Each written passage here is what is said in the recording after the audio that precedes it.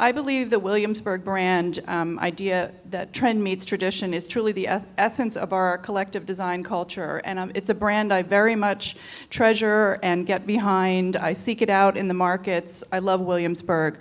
Williamsburg and the Colonial Williamsburg Foundation. It's a living history museum. It's the largest in the world.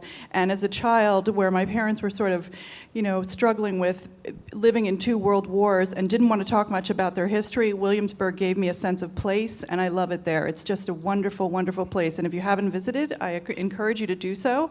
And of course, I took my children there as well, as I'm sure everyone visited in the 5th grade at some point.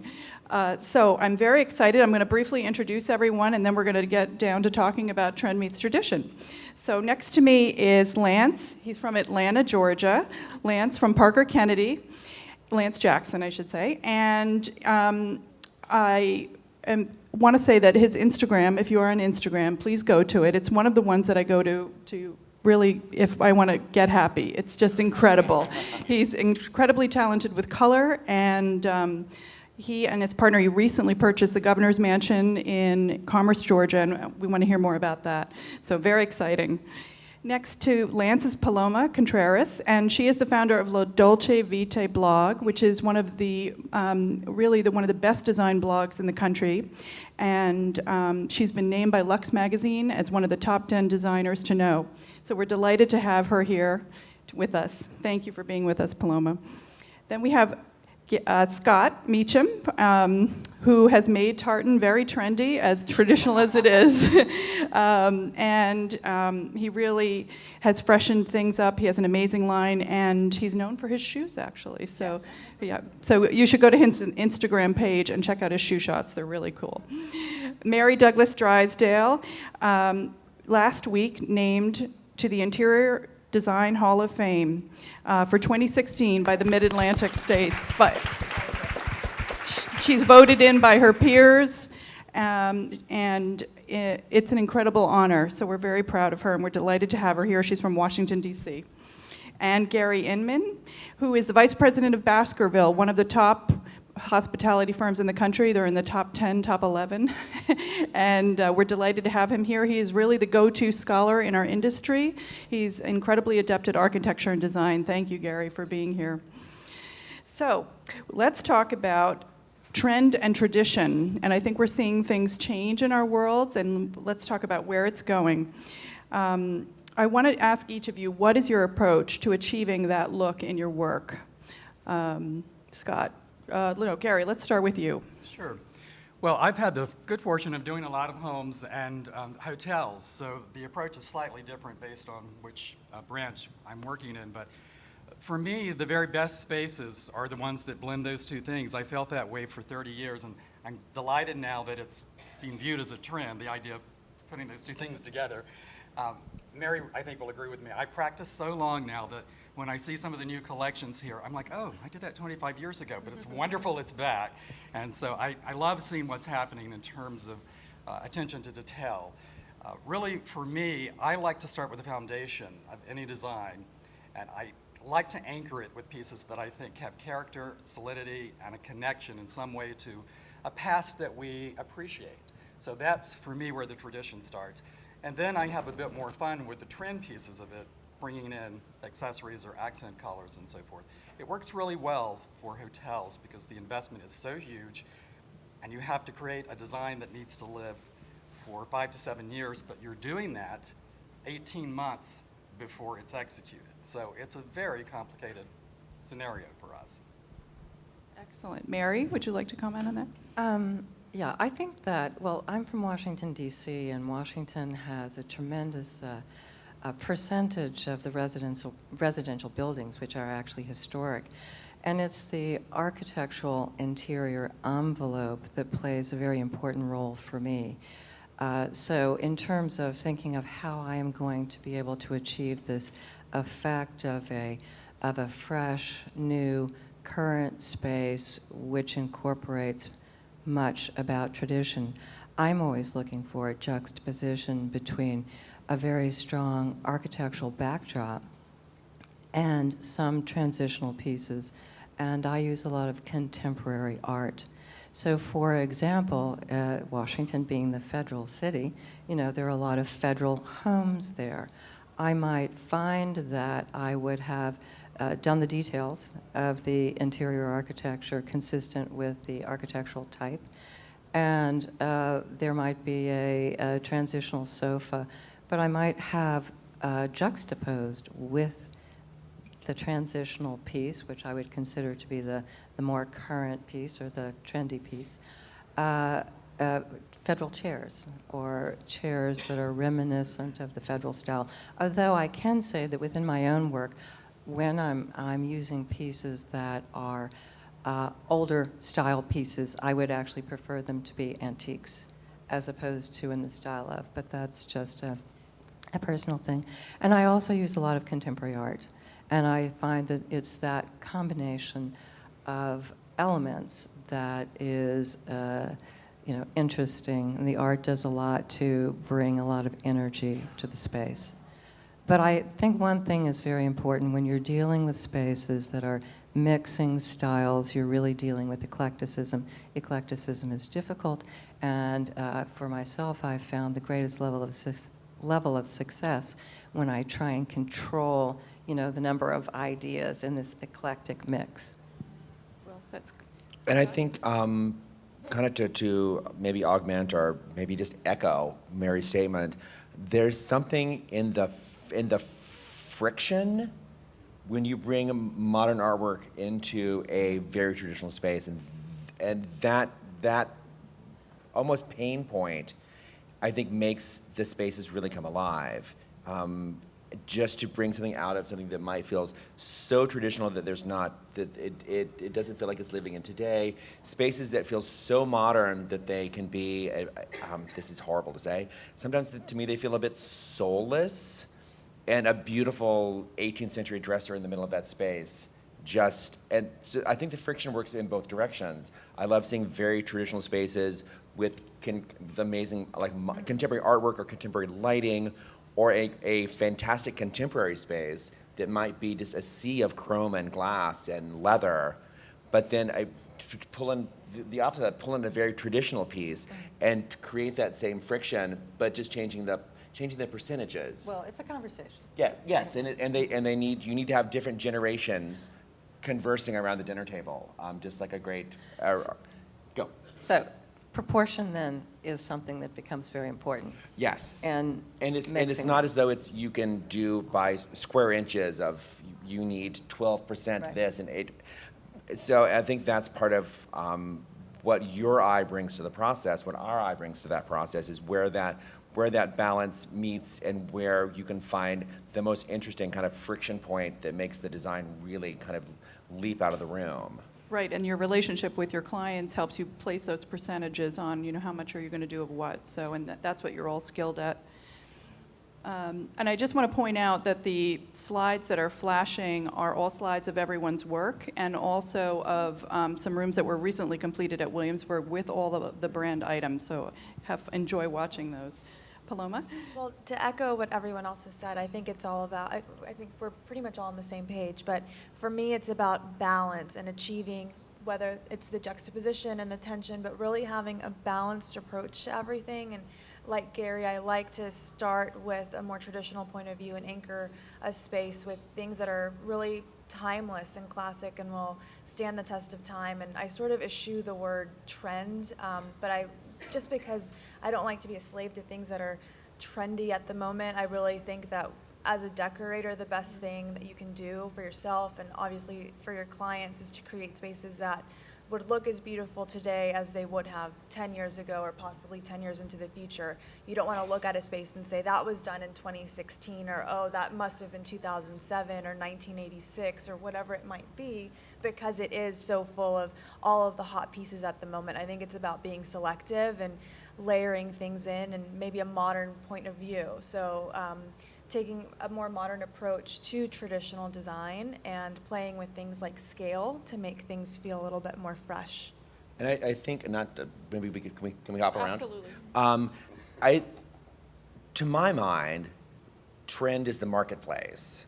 Trend is in the design world. There are trends within the design world, but the 1970s gold, harvest gold appliances. The market did that. That's what was available. And I think our job as designers is to get out of that retail market, get into our customized, beautiful pieces that only we can find, that only we can create, and create our own sense of trend that isn't driven by the marketplace. Well, I think that trendy is a dangerous word because I think that from the get-go, it communicates two things. The first is that it is transient. It is not something that is enduring. And the second is that it may be inauthentic. In other words, I think for all of us up here, we're working very hard with our clients to achieve something that's really true for them.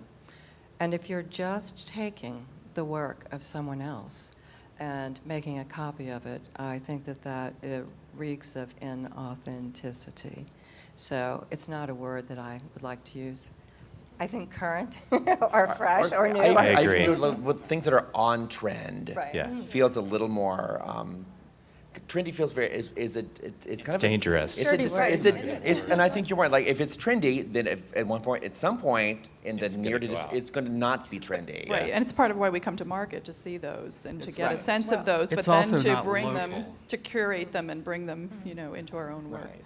It's also effectively. not local or regional, and the thing I'm hearing across the board, whether it's a residential client, it needs to be about their personal experience. And the Right. hotel paradigm has completely shifted now. It's local and authentic, these words I'm hearing from my brilliant panelists. And I think that, to me, is more important than the latest Pantone color.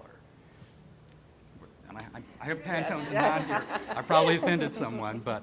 Lance, would you like to Lance, say something? I translated through color, and I'll take. Brilliantly. Brilliantly. Please go to his Brilliantly. Instagram. Lo- It makes me so brilliantly. happy. Thank you. You're It's very great. sweet. I'm a huge fan of the '60s, and even the '50s, and actually even the early '70s and touches of the '80s. And I try to take the best of those eras and put them in my design work. And if I'm shopping in West Palm Beach or wherever, and I bring back a truckload of faux bamboo dressers that Drexel or Bernhard or somebody made in the 50s or 60s, I'll lacquer that like a fresh green color. And it can get tricky because color can get, that's Sea Island right there, the green dresser. I did that came from Palm Beach. That's my guest room. We did the headboards in green. But it can get a little tricky because color can get dated, like you guys said. And that's just, I'm always aware of that when I do color. And we do more than color as well, but we're known for our color. Definitely. So I do it with color and pattern and play off color with white walls and traditional elements. Great. One quick thing, I think it's important, since everybody makes the investment in time and money and everything else, to come to High Point and spend time here. When we talk about trend being sort of this word that we don't want to be anchored by per se, but it is important. It's in the marketplace, and I think as designers and creative people, our responsibility is to see what's out there and sort of cull from that the best of what you find that works for your sensibility, and not allow yourself to be driven by everything that you see or allow that to dictate the work that you're doing, but find a way to incorporate the things that are resonating with you on a deeper level into your own personal work, and then really create your own point of view, not to just translate what you're seeing I on the agree with floor. that, but I also think that all designs that are personal really need to be driven by who those clients are and not what's in Yes. the market. That's I what mean, I'm saying. so And we all know, I mean, we've been walking through market exhaustively for 4 or 5 days now. You know that moment when you turn the corner and you catch your breath because something is so amazingly beautiful. It may be the way colors play against each other. It may be the use of an accessory. It may be the piece of furniture itself. But I think that's what I find fascinating about being here, is it just kind of refills my inspiration well that can get depleted at times when you're sitting alone in your office AutoCADing at 2 in the morning because you're working, and we don't always get a chance. I sometimes feel that the design work, our design business, can be a little on the monastic side because it can be very isolating because it's just you and maybe your team or the people in your office, but you don't get a chance to get amongst the people, your brethren, to delight and encourage and laugh and giggle and swear and all the things that we need to do as an industry. I promise not to swear on a microphone if I can manage it. But that's what I find fascinating about this. It's I love seeing the market. I love seeing what's new. But I love sitting around dinner and just laughing about projects and sharing each other's successes that kind of only we understand when the sofa fits in the elevator. Or when the sofa doesn't fit in the elevator. Or on top of You the have to elevator. rent Or a on top of the crane. elevator, or you're like, I was like, we got to call the crane now. Yeah, the cranes So- are the worst. The cranes are the I hate the The crane. client I freaks hate out the over crane. crane. I give them a credit card. I'm like, just go away. Yeah. Just go. I don't care what you spend. Take that sofa apart. And you always maybe you can't talk to your best friend about that because they don't understand the mechanics of that. I've gotten way off topic. I'm sorry. No, I agree with him. Me and David come to High Point for the synergy to get inspired, not only from the trends that we're seeing, to incorporate those trends in our own way, but to get inspired and from our peers from all over the country, like Texas, San Francisco, DC, Virginia. It's nice to see everybody, to hear what they're doing. Right, there's an incredible energy here, and all of you who contribute to this community, it's a great thing. And if you're in the industry or you're a designer, it's wonderful to share and to be inspired by each other. I do want to ask, is tradition solely defined in American terms, or do you use imported objects in your work? Well, we were talking about this when we were getting ready for the panel, and I think I love blue and white. Obviously, if you haven't been on my Instagram page. Oh, yes. And Mary. My grandmother had a huge blue and white collection. We're from the South, and I think, it's all imported, export Chinese porcelain. But I think taking elements of that and incorporating it into a design in a fresh way is really important for me. So that's kind of how I import like another region, if that's kind of what the question was. I hope it was. I have an interesting perspective on that, I think. I always thought exactly the same way. I was bringing things that were French or Italian or English, and I love a mix of those things in an effective and sensitive way. And since I've been with Baskerville, working in 5 countries, we are really asked to interpret Colombia or Costa Rica, Jamaica, each of those, to be respectful of the culture. The big concern about Cuba and everything that's going to happen there is that there's going to be this imposition of a new culture, and that we're going to lose those things that are unique and indigenous to that wonderful country. Or fake Cuba, Disney Or Cuba fake in Cuba. Havana. So my plan is to go now before it gets, I want to mucked go up. too, before it gets all commercialized. But we're driven in choosing those antiques. We want to celebrate their culture. So we would look for a Colombian piece that resonates with their culture, their history, rather than impose a piece from France or England. And that's been an interesting new thing that I've had to. Well, you're also so in charge of building a sense of locale Right. that may not always translate into residential work, which is so that's an intriguing juxtaposition as well. It is, and I love that part of it. Yeah. Washington is really a house city. There are a lot of cities, for example, New York, which is really an apartment city. So I think that maybe I'm more driven by the base architecture than someone might be in a different part of the world. Well, you have this beautiful architecture to start with. Yes. True. True. You need to own that. You have the pretty. You got a pretty city. Well, that's because of the building height restrictions. Nothing can be higher than the Right, Capitol. filled with tradition, Yes. beautiful Right. city. But anyway, there is always an interest in federal style and Georgian architecture, but I have had the opportunity to work on a wonderful house, which was one of the few, or the only, mansion that was built on the Potomac that was in the French style. And that was a great experience for me because I lived in France for 3 years. So I just had to go back, pick the tile. And we bought all of the pieces at auction, actually, but we really wanted to accent that house with French pieces, but that seemed right. So I think that we're all open to accenting or procuring pieces that are from any place where it's appropriate for our projects. Absolutely. Right. Where do you find your traditional pieces in general? I go to auctions and all over Florida. We have a lot of great stores in Houston that curate beautiful antiques and wonderful pieces, so we like to shop local as much as we can and design some custom upholstery. Same thing in San Francisco, our design district in San Francisco, which we are just delighted by. I'm always impressed when I'm in other cities, seeing our design districts kind of through a different eye.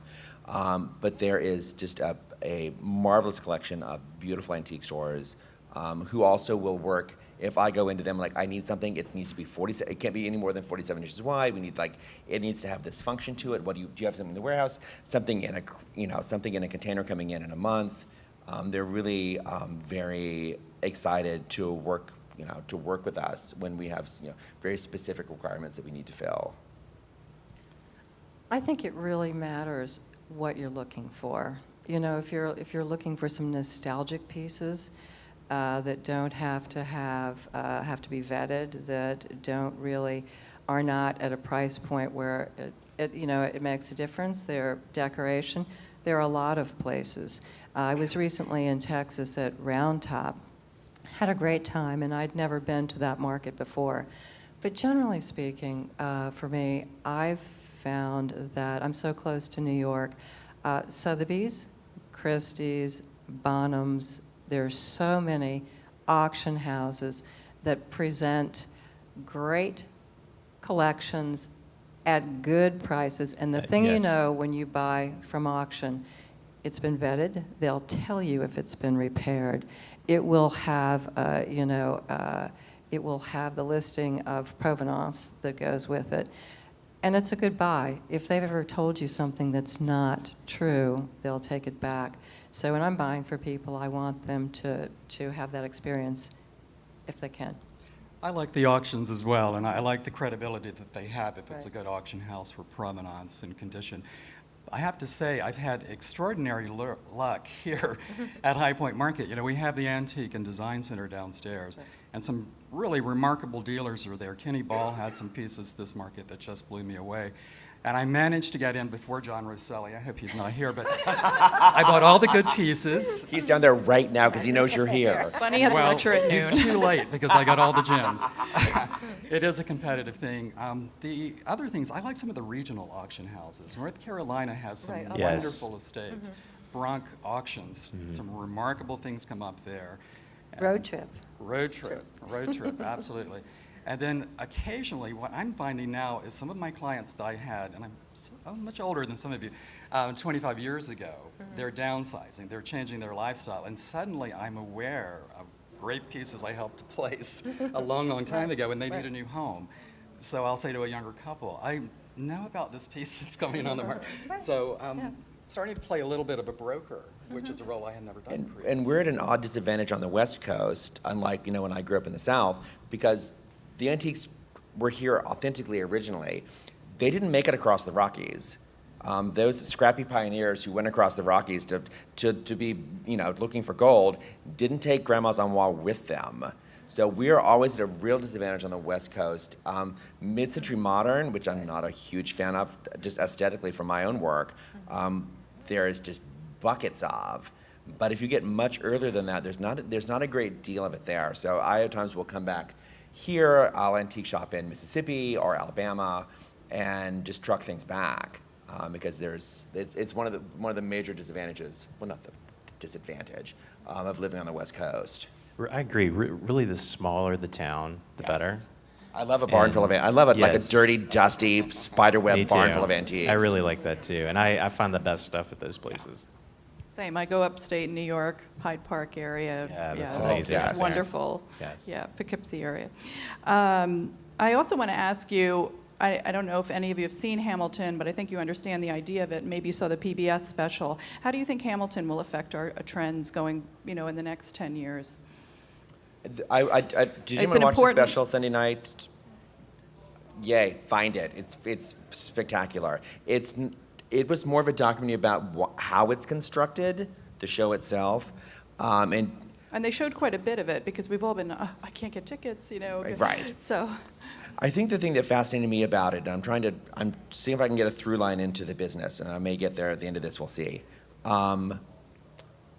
the use of the hip-hop language in the show, when you get into the real meat of it, is not nearly as anachronistic as it seems from the surface. You're looking at a group of people who were fighting back against authority, fighting back against their government, and it was the violent streets of Boston instead of the violent streets of Los Angeles in the 80s. So taking that vernacular of anger and oppression and just putting it into a different time period was really fascinating. And I think, again, I made it.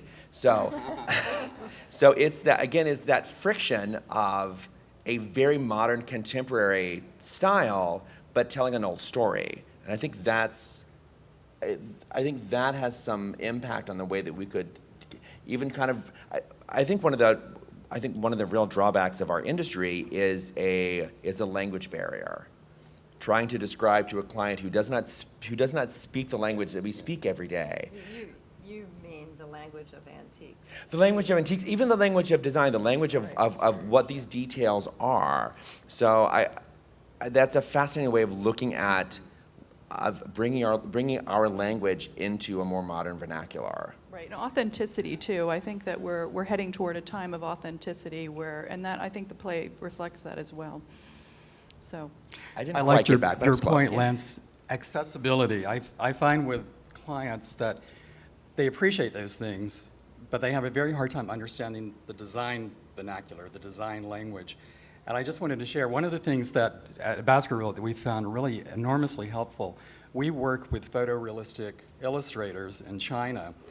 So Beth and I will send things off, and by the following morning, we have a representation. And we've had some of the things that we've done, they'll fight us. No, that's a photograph. It's a rendering, but it looks so photographic. And I just share that because it's very inexpensive to do.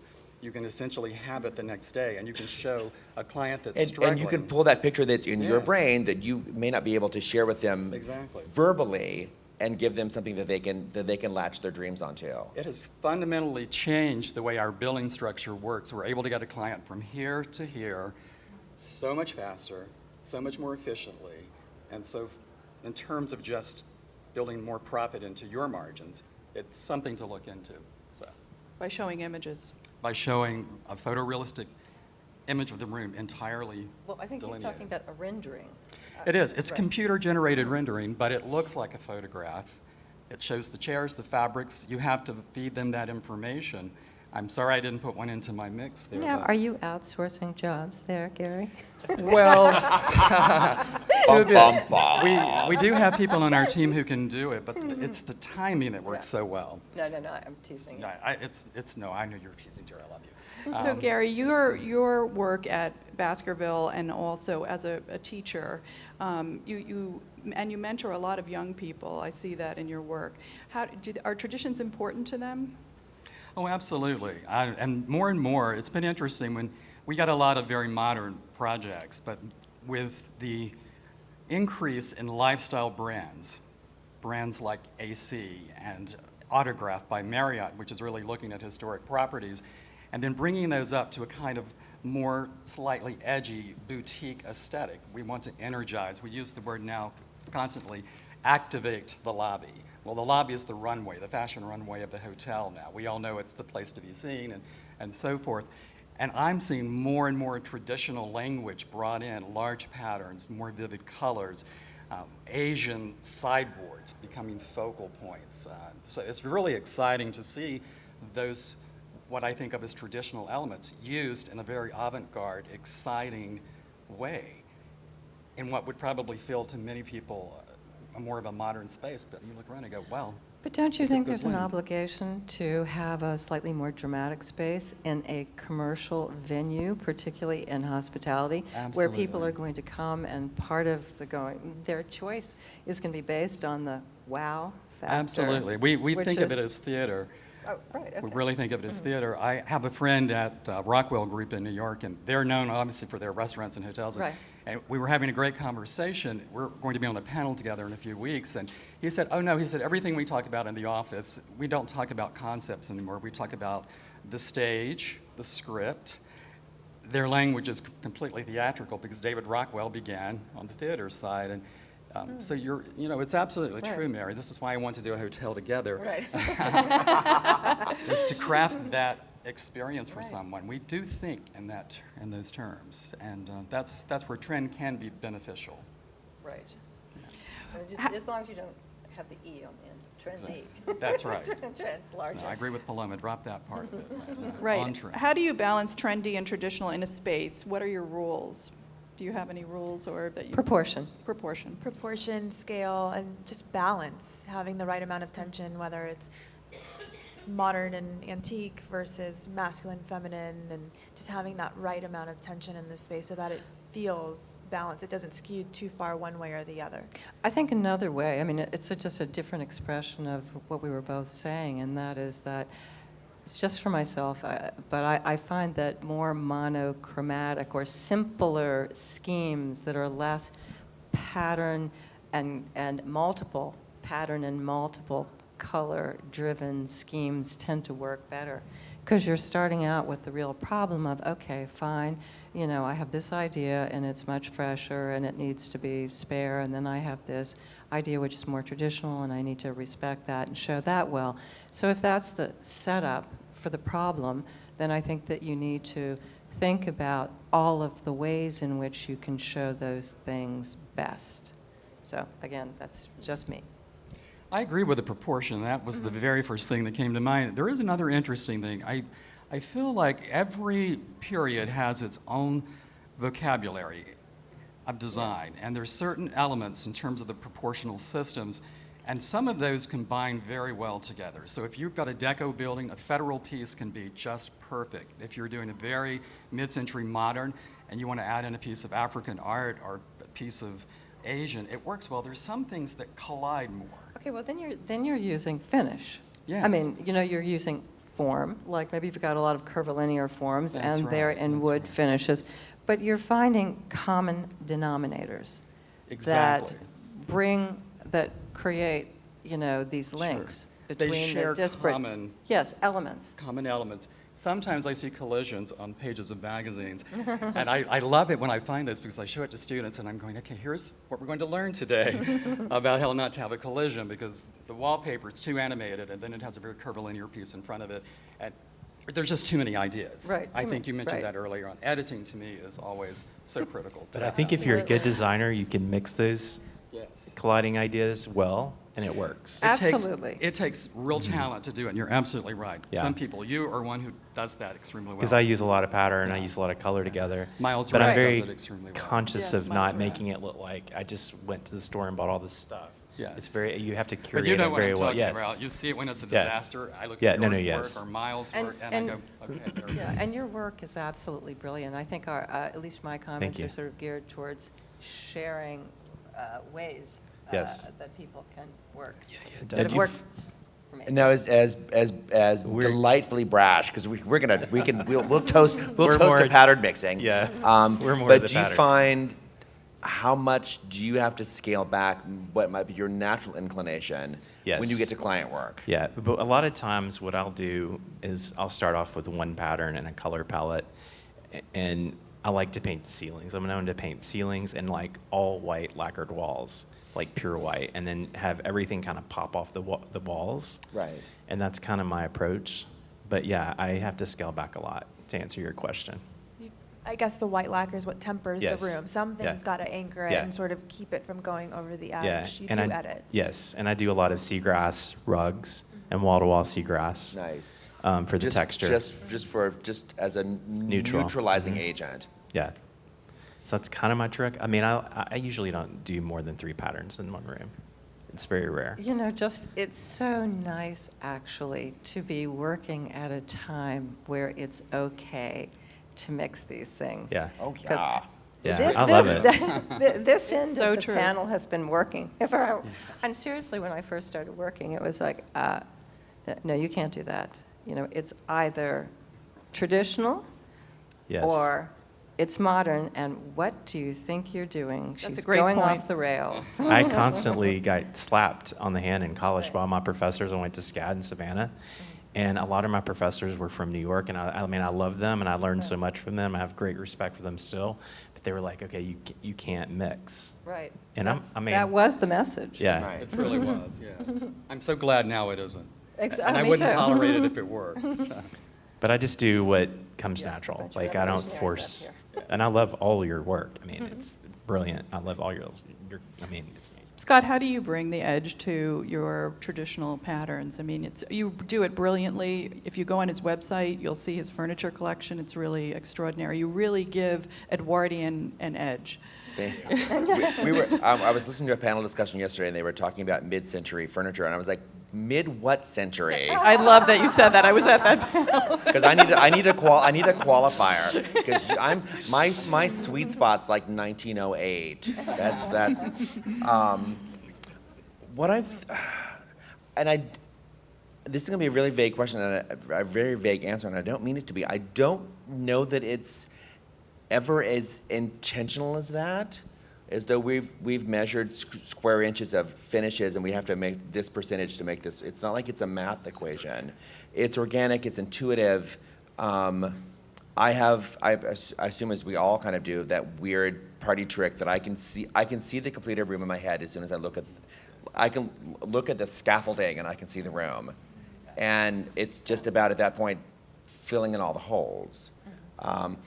You see three-dimensionally. I always Yeah. tell people I see three-dimensionally. I have a very strong sense of pattern and textile. That tends to be where we start projects, or it's certainly where I do. I'm more likely to show up at a client's house with a bag of fabrics. Yeah, that's than- exactly what I do. Yeah, than a whole folio of tear sheets. For some reason, I can tell more about what the house is going to look like by what the textiles are than what the lighting plan is. I usually will do a space plan so I can figure out like how many patterns we need. Because I tend to be I'm more patterny than you are. I'm not as patterny as you are. But we're close. Oh, no. We're pretty close.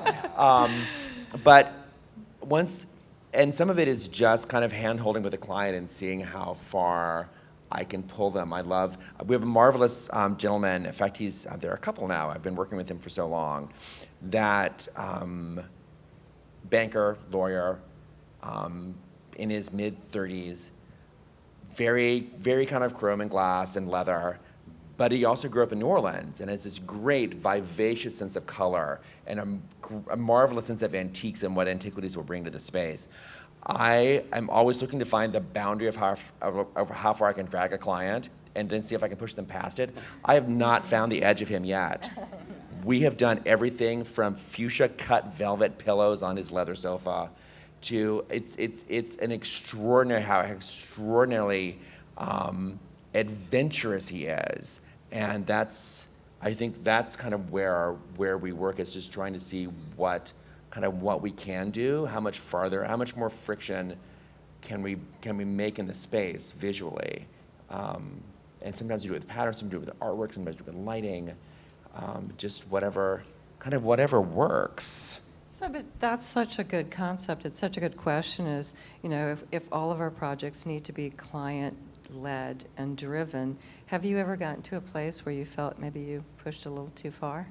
Yes, and I got like physically smacked on the hand.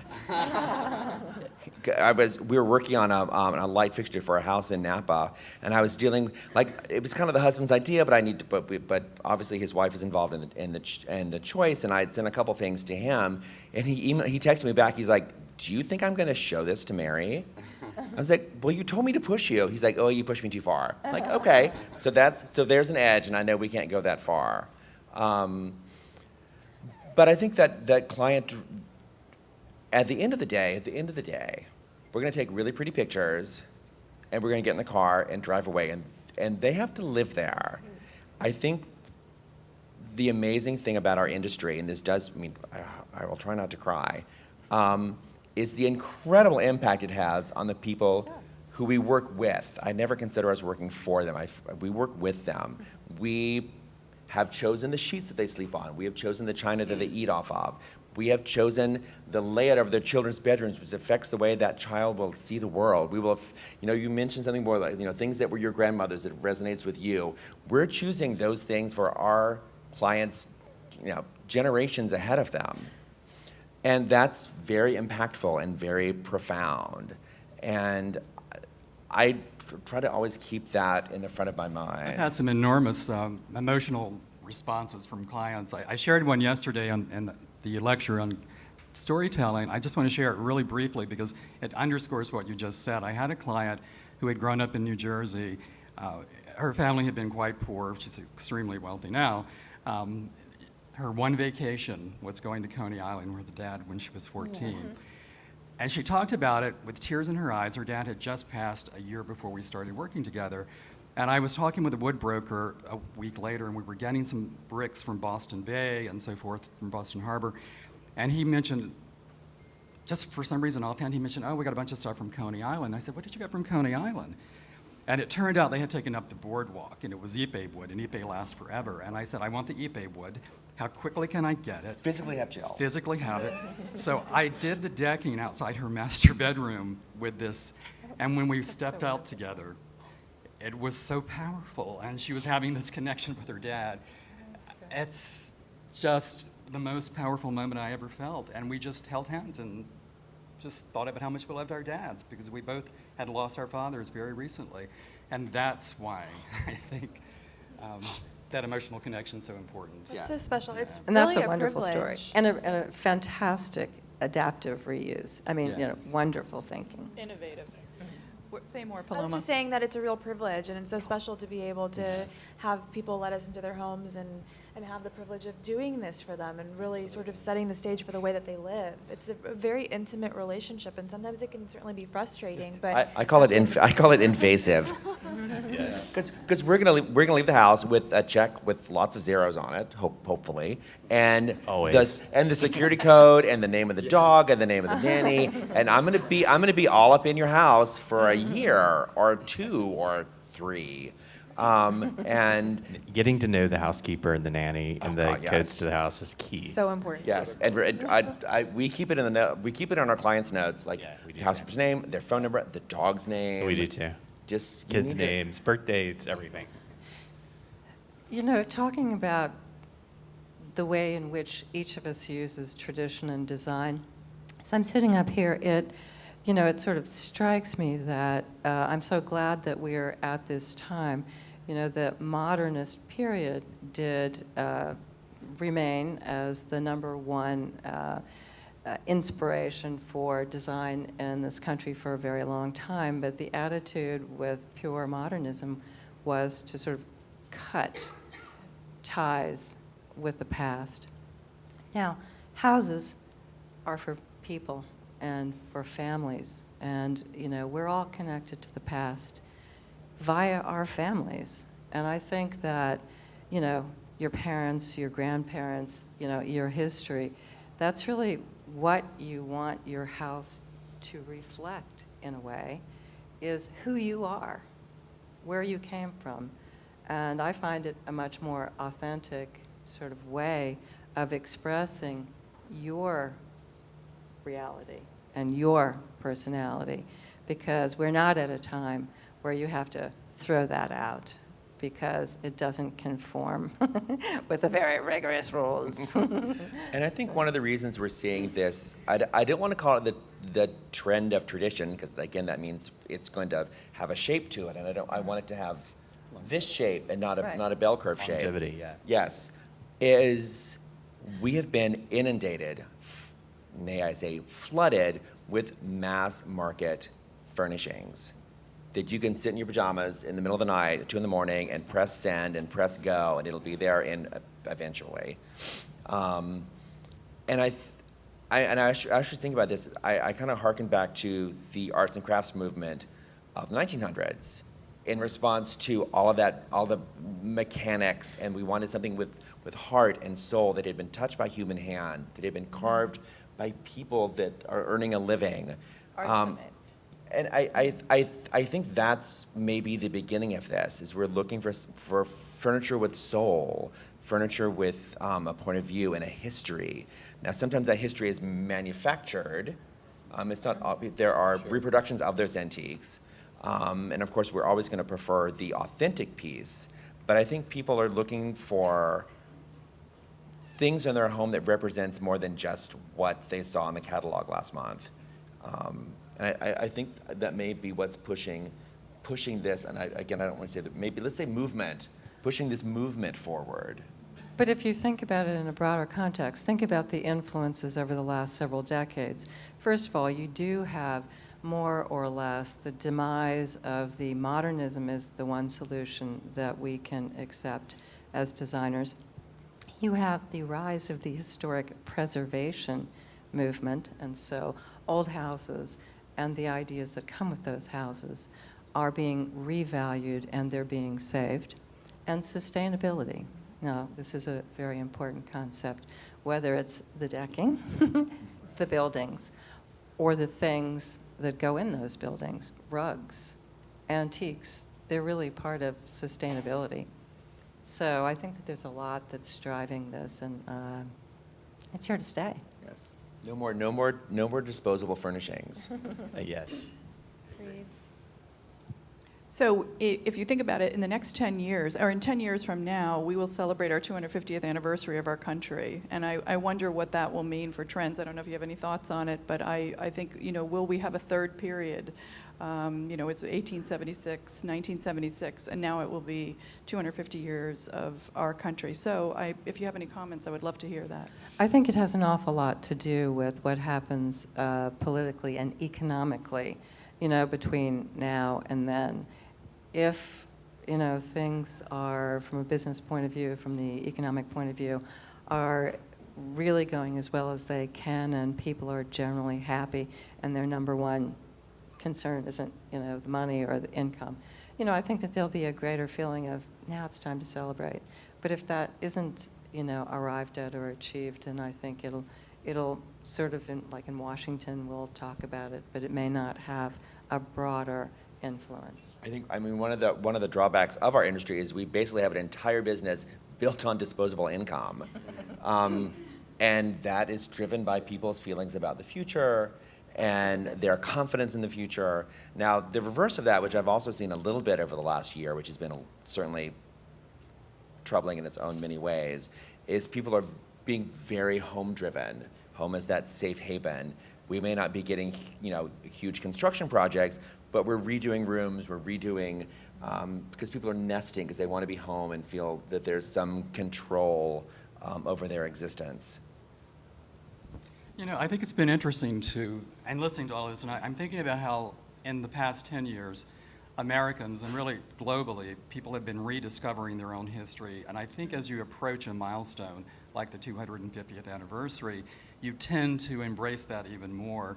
And it's been in food ways. Look at what's happened with cider. Cider was a colonial, it would have been a Williamsburg product, and suddenly the chic thing to do is to go to Charlottesville and bounce from one cider manufacturer. Right, the to- cideries are popping up everywhere. Yes, And everywhere. even all the genealogical research that people are doing, I think they're really kind of reaching back into their own historical and their own family histories to see where they've come from. Even all the new like the DNA testing of where your heritage may lie internationally. I think that's, again, I think we're reaching back to our own history for a safe place. I think it's like that arts and crafts response to mechanization. Mm-hmm. Right. Now we have this hyper-connectivity and transparency, and we feel we want something that's authentic to us, that's private. Absolutely. I mean, I think, again, going back to the modernist ethos, that was really very much about being part of the rules of that community, and I think we're in a much more democratic time. It's where the values of the individual are really celebrated, and you shouldn't be encouraged to do whatever because it's a trend or because your neighbor has it, but you should want it because it means something to you. It's part of your story. I agree. I think it's going to get stronger as we move towards that period. I see it on the rise, and doing hotel work, we're always looking at psychographics, what's driving. It's seriously, I mean, Great for a word. while, people were Tomorrow talking morning's a meeting about psychographics. You could be here by 8. We're going to talk about psychographics for an hour. I just want to know, I'm sure there are tons of people. did you think about this panel and when looking at the people on the panel? What is it? I Well, interrupted you. no, It's it's like okay. a new concept, psychographics. It's a new Your concept. lines. So really the way this works, in terms of doing branded hotels, doing something like an AC or a Moxie that will then go around the world, people were hyper fixated on the demographics for a while. And if I heard the word millennial, love millennials, but if I heard it one more time, I thought I was absolutely going to scream. And so we began to introduce the term psychographics into the dialogue at panel discussions and lectures. What we were saying to people is that what's causing this movement towards individualism, towards more curating your life, collecting your life, and expressing it, is that we have this deep need to be individuals. And to me, that is the whole colonial period, stepping away from authority, creating our nation. So all of those It's a good way things to look me at it, yeah. tie together. So as we move towards the 250th, I think that impulse, that strong internal desire, is going to continue to express itself. Thank you, sorry, in ways that are going to be really remarkable to see. And design will be one of those. And design will be one of them. I think that I'm sort of connected to the Smithsonian craft Yes. shows, and you see it there. I love to support the artists. It's all about, it's turning into a maker culture. Before, I think that there was certainly designers who were specifying might not even be talking about, you know, how wonderful Joe the desk maker is. But I think that the maker culture is really coming up, and people want to know who made it. And it's great to be able to get something where you can actually Absolutely. meet the person who made it and hear what intrigued them about the process. And I'd like that my clients know who Joe the Desk Maker is. Yes. And that we keep Joe the Desk Maker in business. Like we can, that's really fascinating that you know, I like that that my upholstery shop is 30 minutes from my office, and I'm actively involved in that, because I'm a control freak. But, and I like that my clients know that we can just, like, no, it just needs to go to Burlingame, we'll get it fixed, whatever you need to have done, whatever we need to do. I had clients a couple of days ago, they said, you know, we love this blacksmith who's doing these gates, and would he let us come to his shop? And I said, of course. And so I set that up. They posted images of him hammering these pieces, and they loved it. Yeah. They That's had great. friends from New York, and they made it a social event. Well, yeah, and it makes it so much more special. You know, if they're part of the process, then can you imagine years into the future, they'll be sharing with their friends, oh, and we saw We saw him make this. So Lance, I know you recently purchased the governor's mansion in Commerce, Georgia. Say more about that and the trend meets a tradition in that beautiful home that you now own. Thank you. We had been looking for a historic house because historic preservation is super big for me. I'm a huge lover of residential historic architecture, any really historic architecture.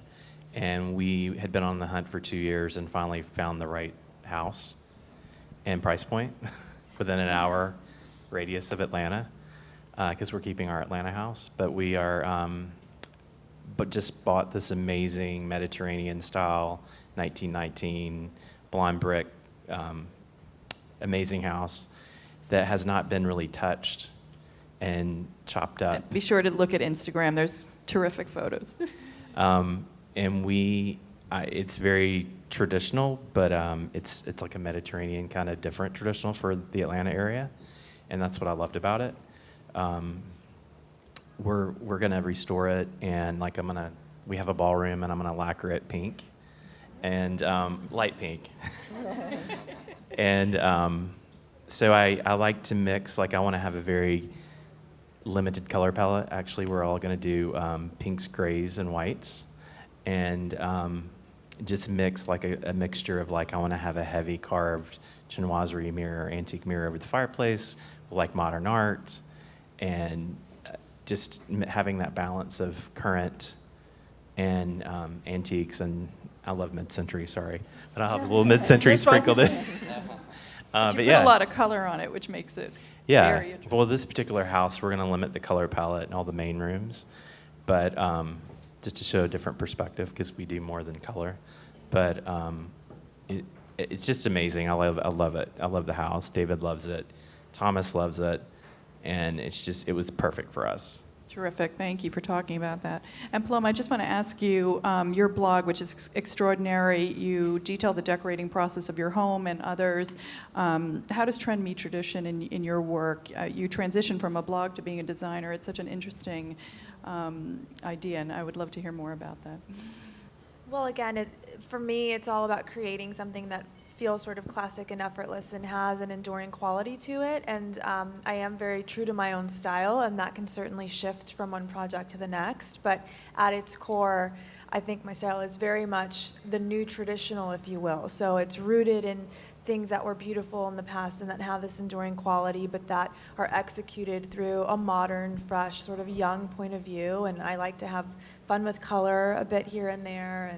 And I think that scale and proportion are obviously really, really important. There's always an unexpected element and a little bit of glamour, but I think at its core, that's what it is, and that's certainly what we're doing in our house. So my projects from one client to the next will vary quite a bit because we're doing what the client has requested, and it's sort of all done through my lens, if you will, but one will be different from the next one, of course. But for me, at our new house, I'm keeping everything a little bit more neutral. That's just the way that I personally like to live and use color really mindfully. So we have a lot of black, white, some camel, a little gray, and then touches of pink and a really beautiful moss green in a couple of rooms. So there's that unexpected element, but it's all sort of tempered and feels feminine enough, but my husband's comfortable with it. He doesn't mind the pink.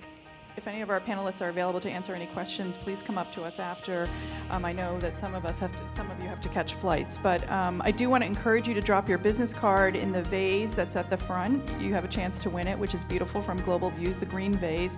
And be sure to take one of the bags filled with goodies. And we really, really appreciate your being here and supporting our panel and the Williamsburg brand on Trend Meets Tradition. Thank you so much.